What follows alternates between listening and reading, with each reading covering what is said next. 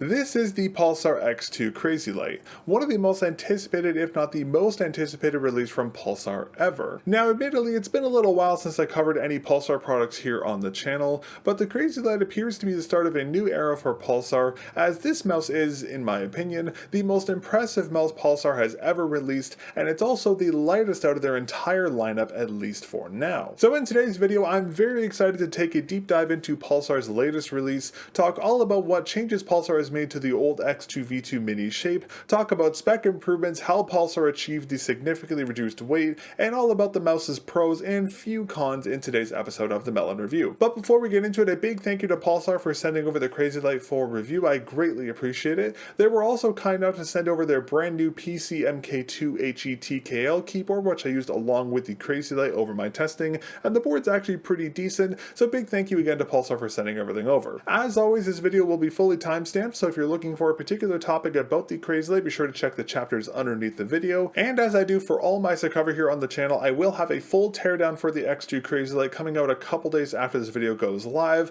I'll also have a full review of the PC MK2 HE as well coming out in a couple weeks, so be sure to get subscribed so you don't miss either of those videos. But without further ado, let's get right into today's episode of the mel0n review. In terms of pricing and versions, currently there is only one size to the X2 Crazylight, being sized similarly to the X2 V2 Mini with some small changes. At launch there was only going to be black and white colorways for the Crazylight, but Pulsar has teased some additional colorways coming down the line in the form of a green, blue, gray, green, and pink white colorway, which will likely be releasing in the next couple months. The mouse retails for $119.95 USD, but unlike the other standard models of Pulsar's mice, the Crazylight does include the AK polling dongle, so it's not a separate purchase, which is a nice thing to see. Next, let's talk performance. Overall, I'm really damn impressed with the Crazylight. This mouse, despite its small size, packs an insane amount of performance into its tiny shell, very reminiscent of how G-Wolf's mice feel and perform, just more polished and optimized here on the Crazylight. The mouse feels great in the hand, and despite the significant weight reductions done to it, the shell feels very rigid with no creaking or flexing anywhere on the mouse's shell. The Pulsar X1S, the rebranded 3950 sensor, is also very well implemented, as well as the Crazylight's high polling rates. The mouse's coating has also been significantly improved from the coatings we saw in Pulsar's previous mice. The stock skates have also been improved in terms of their shaping. I'm still not a fan of them due to their unbalanced surface areas, but they're much better than the stock skates we saw in Pulsar's previous mice, and the mouse's battery life is superb for it being such a small battery, arguably one of the best power optimized mice I've ever used. And arguably, and most importantly, the Crazylight is using Pulsar's new optical switches, which are not ratios like we saw in the X2 V2 Mini and X2H. These are a brand new switch type I've actually never seen before. But despite their newness, these switches are fantastic. Arguably one of my favorite main click switches I've used to date. They're so good, in fact, they're actually challenging my beloved mel0n opticals for their #1 spot. They do have some quirks to them, which we'll talk about later in this video, but they are a fantastic main switch. And all of these performance combined to make the Crazylight an extremely solid overall mouse, and even though I generally dislike smaller mice and I had to use a fingertip grip to test the mouse, the Crazylight's overall feel and performance and quality is so good I just can't deny this is one of the best mice I've used as of late, and without a doubt in my mind it is the best mouse that Pulsar has released to date. Now in terms of unboxing, since my Crazylight is a pre-production unit, my mouse didn't come with any packaging or additional accessories aside from the stock cable and the 8K Hertz polling dongle, but I was able to confirm with Pulsar that the final retail versions will include, obviously, the mouse, with the same full-size PTFE skates pre-installed, the same USB A to C cable and 8K Hertz dongle that I have, but the retail versions will include a set of Pulsar's UHWMPE dot skates, as well as the standard user manuals that we've seen included with Pulsar's previous mice. Now when it comes to the Crazylight's build quality and QC, Pulsar historically hasn't had the greatest track record with this aspect of their mice, but this trend seems to be finally changed here with the Crazylight. Now keep in mind that my Crazylight was sent to me directly from Pulsar and it was a pre-production unit, so the build quality and QC on my unit isn't necessarily representative of what you're going to find on the final retail versions. As I just mentioned, the Crazylight feels fantastic in the hand. The shell is still ABS plastic just like the original X2 V2 Mini. All the mouse's buttons are very well implemented with no grinding or noticeable oddities to them, and despite the significantly reduced weight, the rigidity of of the shell is fantastic, arguably on par with the X2 V2 Mini and X2H's shell rigidities. The internal build quality has also significantly improved from the X2 series, specifically the click structure, which I will talk about more in depth later in this video. It's also worth mentioning that my unit's base is perfectly flat with no warping or wobbling to it. In all honesty, I'm really impressed with how solid the Crazylight feels. Oftentimes when brands try to make ultralight mice that are on a similar weight range to the Crazylight, they often sacrifice rigidity or other aspects of the mouse to achieve the lighter weight, but Pulsar seems to have found a good middle ground here with the Crazylight's design. Hopefully we'll see this applied to their future mice, but we'll have to wait and see what's in store for Pulsar's Crazylight lineup, and we also have to wait and see if Pulsar's QC woes have finally been resolved on this unit in particular. Now, one of the biggest selling points of the Crazylight is its lightness, as this is the lightest mouse in Pulsar's entire lineup, at least for now. Interestingly, in Pulsar's marketing, they're advertising the mouse to weigh 35 grams, but the mouse has an additional advertised weight spec of 37 grams. On these specs, there is no listed plus-minus gram ratio, so I'm going to assume they're just using a plus-minus 1 gram margin. Now, the 37 plus-minus 1 gram weight is supposed to represent the weight of the Crazylight with its pre-installed PTFE skates, while the 35 plus-minus 1 gram rate represents the weight of the mouse with 7 of the included dot skates installed. Now, from my testing, the Crazylight with the stock skates installed weighs around 37.5 grams, and with no skates installed, the mouse weighs around 35.4 grams. Additionally, with 4 of the X-ray padded Obsidian Air donuts installed, the mouse weighs around 35.9 grams. So regardless of whether you use the pre-installed skates, included dots, or aftermarket donut skates, the mouse's weight will be within its weight specs, albeit by a very slight margin. So if you're considering the Crazylight, keep in mind that the mouse's true weight with the pre-installed stock skates will be 37.5 grams. With dots or aftermarket donuts, the mouse's weight will be around the 35.9 gram range, but regardless, the mouse will be heavier than the advertised 35 gram weight plastered across the product pages and Pulsar's marketing for the Crazylight. On the topic of weight, let's quickly talk about the Crazylight's balancing. Just like the X2 V2 Mini, the unit is quite well balanced across its axes, being centrally balanced right at the center of the mouse.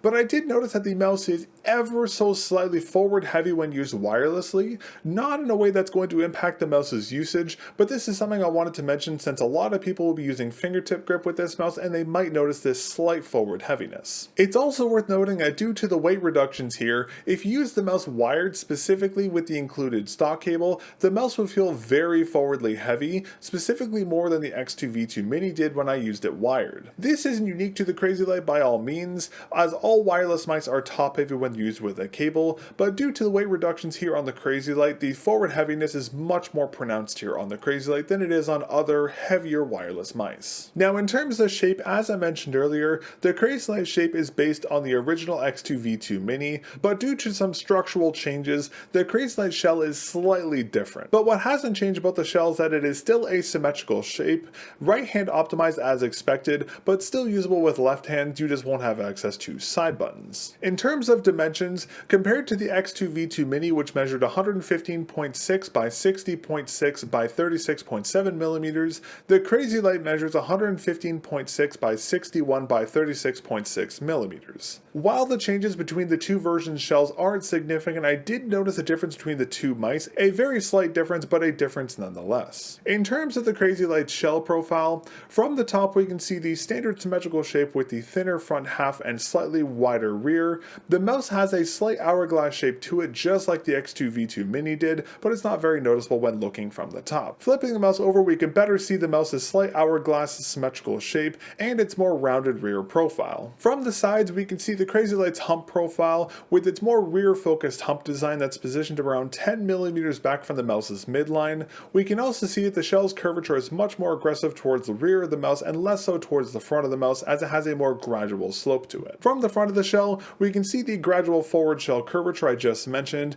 and we can also see the sides of the mouse are slightly upwardly tilted at approximately an 87-degree angle, and that the sides are almost completely flat aside from a slight curve at the base. And from the rear, we can see the more aggressively tilted rear hump profile, and we can see the rounded rear hump profile the clearest, being a pretty standard hump profile here for a symmetrical mouse. Seeing as the Crazylight shape is just a slightly smaller version of the X2 V2 Mini's shape, Pulsar is advertising optimizing the mouse to have the same optimized grip styles, being best suited for claw and fingertip grips. Now personally speaking, as I mentioned earlier, this mouse was a pure fingertip grip mouse for me as it's far too small for my 1905 by 12.7 centimeter hands for claw or palm grip, so I don't have any contact area I can give you for my hand size as I just used a fingertip grip, but for more normal sized hands, the small symmetrical shape will make balanced contact between the mid-thenar, hypothenar, and mid-palm, but this will vary from hand size to hand size. In terms of hand size and grip compatibility for the Crazylight, from my estimations, for small hands it'll be best suited for palm and claw grips, for small to medium sized hands, palm and claw grips again, for medium sized hand, claw and fingertip grip, for medium to large hands it'll be fingertip primarily, maybe claw grip depending on your hand size, and for large hands you can maybe get away with an aggro claw, but most people will be using a fingertip grip like myself. But just as a disclaimer, this is a rough outline of what hand sizes and grip styles will work here for the Crazylight, but the actual compatibility will vary from hand to hand. Another aspect of the Crazylight that really impressed me is its coating, as the mouse is using what is in my opinion the best coating we've seen from Pulsar so far. The coating is a more chalky feeling one, similar to the coatings we saw in the X2 V2 and X2H, but more chalky and less matte. The coating here is the closest to the white coating we saw in the X2H, but the one here in the Crazylight is still much chalkier.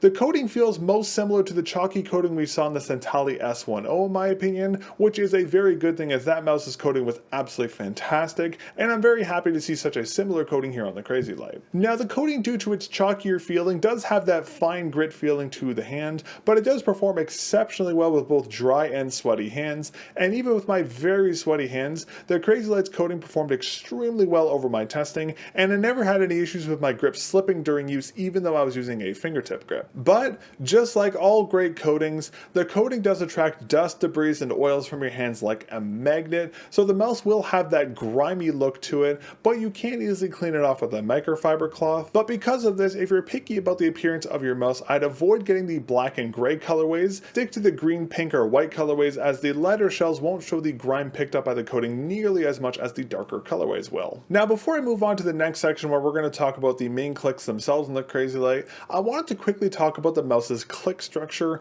as the X2 series had a lot of issues with how they were designed, and because of this they were plagued by the sticky click issue I mentioned earlier. Now I assume the click structure has been adjusted on the X3 series mice, but since I haven't used any of those mice I can't compare the structures, but compared to the X2 series click structures, the Crazylight's click structure is massively improved. Unlike the structure we saw in the X2 series mice which had those rubber pads under the main clicks, the Crazylight structure looks more standard without any kind of padding or rubber. The positioning of the anchoring and stabilizers has also been changed what we saw in the X2 series, and the stabilizers are pre-lubed, which is a great attention to detail. Alright, now that we've talked about the click structure here on the Crazylight, let's talk about its main clicks next. The shell buttons are the same longer shell buttons that we saw in the X2 V2 Mini. They also share a similar concave indentation in them, but it's slightly shallower and doesn't run as far up the shell buttons as the indentations on the X2 V2's main clicks did, but they're still deep and large enough to provide a good groove for your fingers to rest in. The shell buttons do use the same chalky coating as the rest of the Crazylight,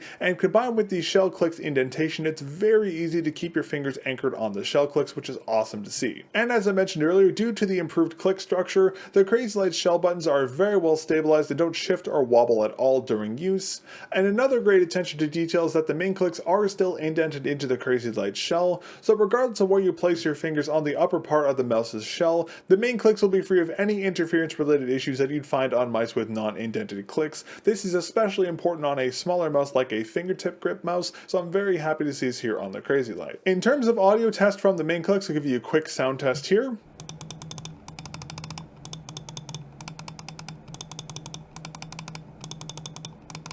Now, as I mentioned earlier, just like we saw the X2 series where Pulsar was saying the main clicks were Pulsar opticals, when in actuality they were using Reisha optical switches, the same is happening here as Pulsar is still saying they're using Pulsar optical switches, but they're no longer using the Reisha switches, they're using a brand new switch type called FE opticals. These switches are made by a new player in the switch market. Sadly, I wasn't able to find any specifics about them, but they feel very similar to my beloved mel0n switches. They do have a slightly heavier actuation force and a slightly less pingy audio feedback when compared to mel0n's though. To give you a comparison, I'll give you a sound test between the FE opticals and the mel0n switches here for you.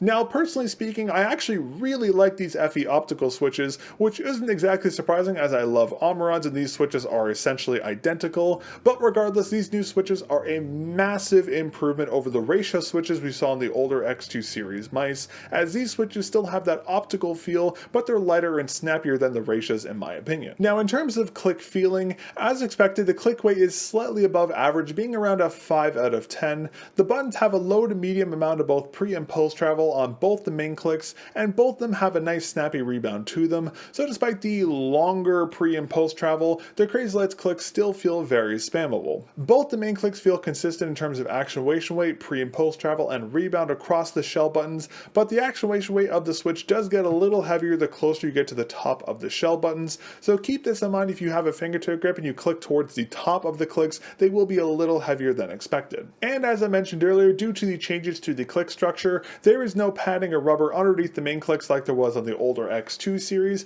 so there's no need to worry about any kind of sticky click issues here on the Crazylight. And since the main click stabilizers are pre-lubed by Pulsar, the clicks will feel consistent for a very long time, but if they start to grind or feel odd, you can always open up the Crazylight and re-lube the click stabs very easily. If you want to learn how to do this, be sure to get subscribed so you don't miss the Crazylight's teardown video that'll be coming out in a couple days. In that video, I'll show you guys how to safely open the unit so you can do maintenance like re-lubing the stabs or just simply cleaning the unit or replacing components. One last note I wanted to make regarding the main clicks here is that these FE optical switches do need a 3 millisecond debounce filter on them to prevent issues with false clicking or slam clicking. Now, my pre-production unit was set to 2mm debounce, so be sure to check the debounce filter on your mouse when you get the retail versions and make sure it's set to 3ms. Let's talk about the Crazylight side buttons next, as they're also using a rather unique switch. The side buttons themselves are the same style as the slightly tilted pill-shaped buttons we saw in the X2 V2 Mini, they've just been slightly shrunk down here on the Crazylight. Just like the main clicks, the side buttons do have the same amazing chalky coating as the rest of the mouse's shell, so despite their rounded shaping, the coating makes them very easy to grip and consistently actuate.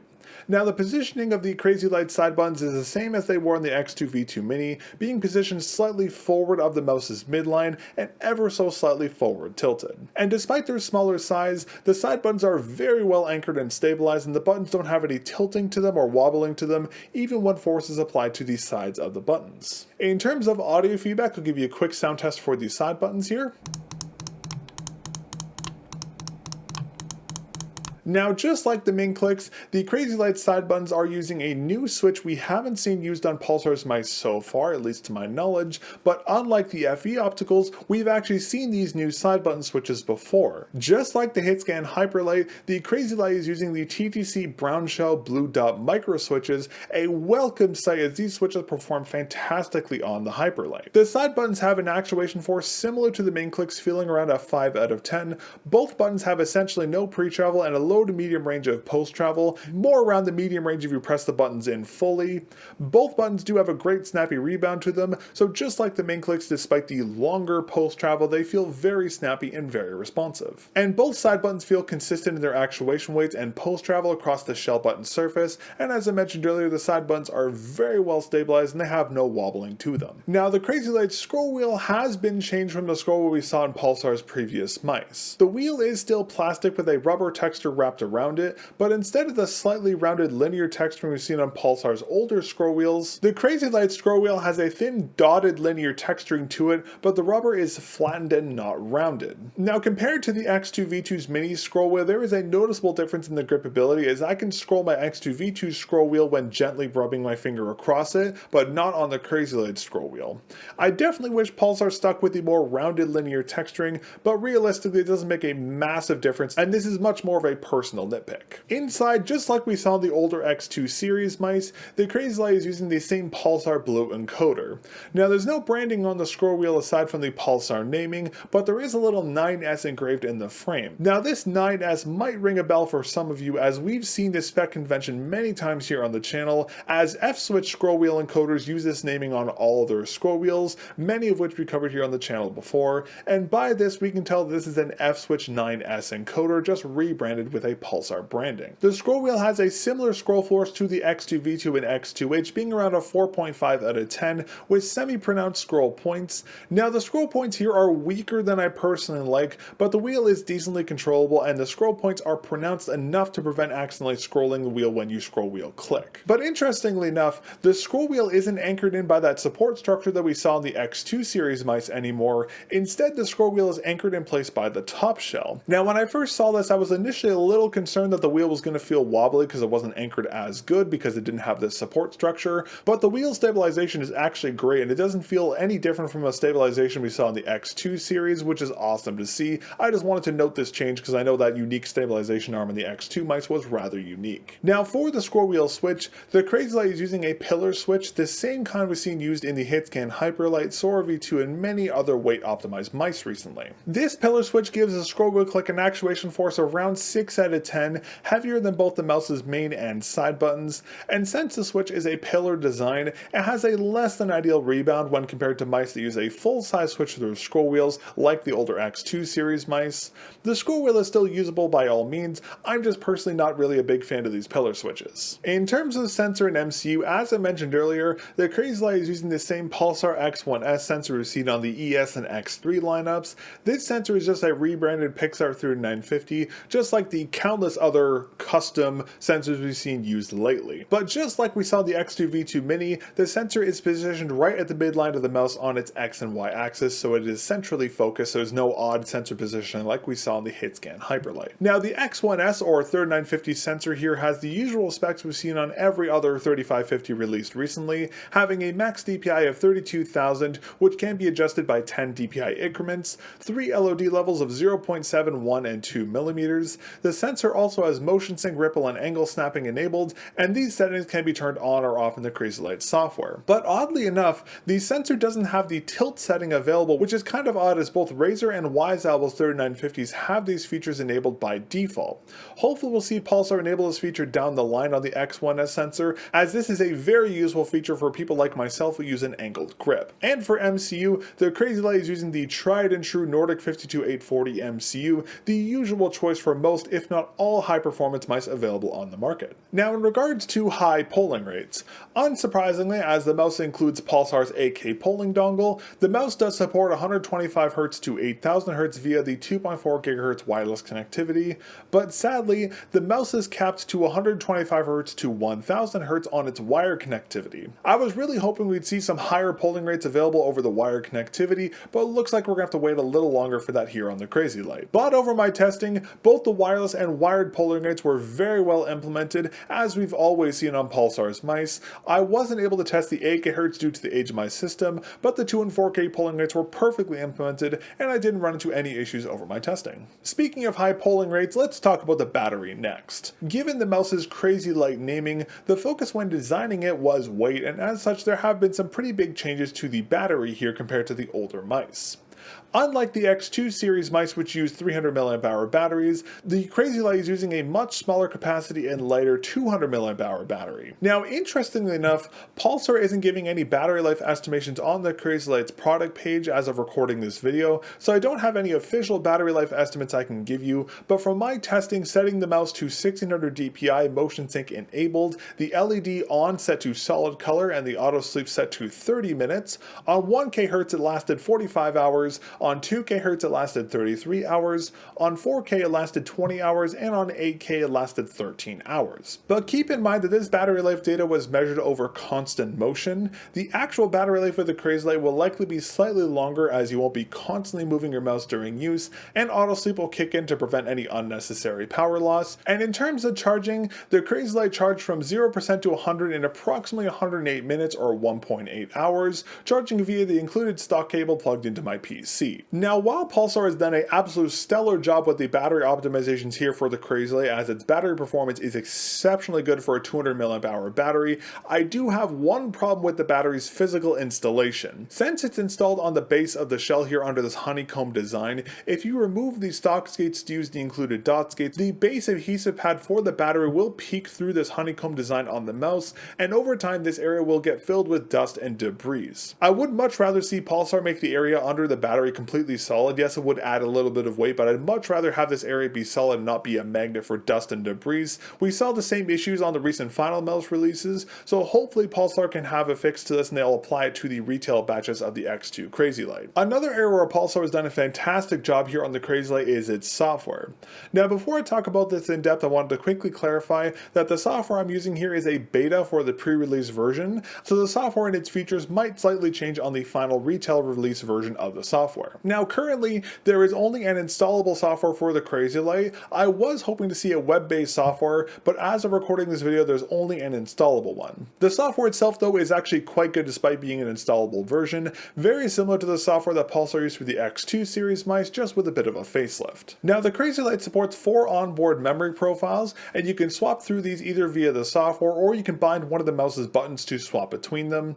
The mouse also supports 6 DPI levels, which again you can toggle via the software or the dedicated DPI button on the bottom of the mouse. You can also assign a button to swap the levels if needed. Now the software has all the typical settings you'd expect to find. The layout is simple and easy to navigate, and one thing I'm really happy to see is that updates for both the mouse's firmware and dongle can be done from inside the software. There's no need to download an external updater, which is awesome to see. But there are 2 things you should note about the software.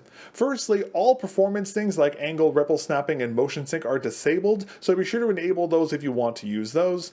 And as I mentioned earlier, the main clicks need a debounce of 3 ms to function properly. My pre-release software defaulted to 2 ms, but the final retail batch will likely be preset to 3 ms. Just double check to make sure that it's actually set to the proper debounce before you use the mouse. In terms of repairability, the Crazylight is a relatively easy to service unit as it's very easy to open, just like the X2 V2 Mini was, so general maintenance or cleaning the inside of the mouse is fairly simple, but there are some quirks to this mouse as you can't disassemble it to the same degree you could as the X2 V2 or X2H, but I'll talk more about this in the Crazylight's teardown video that I'll be releasing in a couple days. So again, if you want to learn how to lube the stabs or clean the mouse or take it apart for just general maintenance, be sure to get subscribed. Next, let's talk about stock skates, as this is yet another area where there have been some pretty big improvements here on the Crazylight coming from Pulsar's previous mice. Now the mouse does come with 2 larger surface area PTFE skates pre-installed. They do have a protective film over them, so make sure you remove it prior to use. And as I mentioned earlier, the mouse also comes with a set of Pulsar's UHW MPE dot skates, which are essentially the same as X-Ray Pad's Obsidian Pro skates, just ever so slightly larger. Now due to their material, they're designed for use on hard pads such as metal, glass, or ceramic mouse pads. The pre-installed PTFE skates are used on all pad types, but they'll be best suited for fabric pads. Now the pre-installed stock skates material is the same 100% PTFE material as the skates we've seen on Pulsar's previous mice. The shaping of the top skate is similar to what we saw in the X2 V2 and X2 V3, but the bottom skate is completely different. Instead of having the smaller surface area crescent shaped skate that we've seen used on all the previous mice like the X2H, X2 V2, and X2 V3, the bottom skate is now a full half circle design, similar to the shaping of the top skate but with a larger surface area. Now this might not seem like that big of a change, but I'm actually very happy to see this, as the old style skate cutout for the older crescent shaped skates were too small to be used with some kinds of aftermarket skates, specifically my beloved X-Ray Pad donut skates, but now that the bottom skate is a full size, it has a much larger skate cutout that's usable with all kinds of aftermarket skates. Now the pre-installed stock skates themselves are honestly quite good. I've always liked Pulsar stock skates, and most users will be very happy with these, but I do still prefer aftermarket skates, so I ended up removing the Crazylight stock skates, which was very easy to do so as there are built-in skate removal ramps on both the top and bottom skates, and I installed my beloved X-Ray Pad Obsidian Air donuts on the Crazylight, and I used them the most on this mouse over my testing, as I've never been able to use them on a Pulsar mouse before, so I'm very happy that I can finally use donut skates here on the Crazylight. I really hope Pulsar applies this new bottom skate design to their future mice, as the old crescent style just has a lot of drawbacks and doesn't really perform that well. I really hope we'll see this style of skate going forward on all the future Pulsar mice, but we'll have to wait and see what they do. Now I've always been a big fan of Pulsar stock cables, specifically the ones we saw in the X2 V2 and X2H, as they're the perfect stock cable in my eyes. And while the Crazylight stock cable is similar to the ones we've seen Pulsar use before, there have been some changes that unfortunately make it slightly worse. Now the stock cable is still a USB A to C design with the same tilted USB-C end we saw in the X2 series cables, which I'm very happy to see return, but the cable has a much rougher paracord wrapping than the softer wrapping we saw in the X2 series cables, and it's also worth noting that the Crazylight's cable is actually a good deal thicker than the cables we saw before and much more rigid. Now the cable is just small enough to be used with bungees like the Pulsar ES bungee, but its rigidity makes the cable less than ideal for wired usage, unlike the older X2 series cables that were perfect for wired use because they were so flexible. Now, since the Crazylight only has 1 kHz via the wired connectivity, admittedly the thicker, more rigid cable isn't the biggest issue, as you won't be using the Crazylight wired unless you're charging it, but the cable itself is still a downgrade from the older X2 series cables in my opinion. Again, not a deal breaker by any means, but I really do think that Pulsar's older X2 series cables were perfect, and I'm disappointed to see some unnecessary changes made to them here on the Crazylight. Alright, well in closing, overall I am very impressed with what Pulsar has done here with the Crazylight, specifically with a lot of the specific changes Pulsar has made to this mouse, such as the updated skate design and their shaping, the new coating, the new side button switches, and of course the FE optical switches, which I stand out and perform absolutely fantastic. Of course the click structure has been changed as well as a couple other things, but the overall feel and performance of this mouse is superb, and Pulsar has knocked it out of the park with the Crazylight. This is easily their best mouse they have ever made. But all that said, I am disappointed that there's no high polling rates available over the wired connectivity. The scroll wheels texturing is a bit of a downgrade, and of course the cable is a downgrade in my opinion as well. I'm also disappointed that the battery's adhesive pad does stick out below the honeycomb. That should be filled, and hopefully they fix it on their next batch. And while the advertised weight specs for the mouse are accurate, the mouse is going to weigh more than 35 grams regardless of what kind of skates you use. More likely the mouse is going to range between the 36 and 37.5 range, so keep that in mind. But again, it is still the lightest Pulsar mouse they've ever released, and it is one of the lighter mice available on the market. But for me, the real unknown here with the Crazylight is going to be QC.